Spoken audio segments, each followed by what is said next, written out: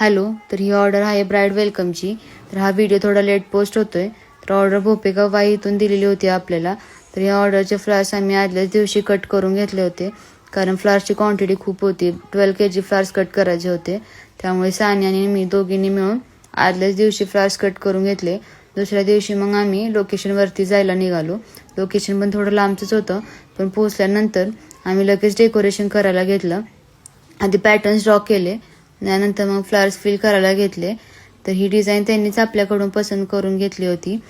हॉलचा portion थोडा मोठा होता, त्यामुळे दोघींना ही डिझाईन कंप्लीट करायला थोडा वेळच गेला.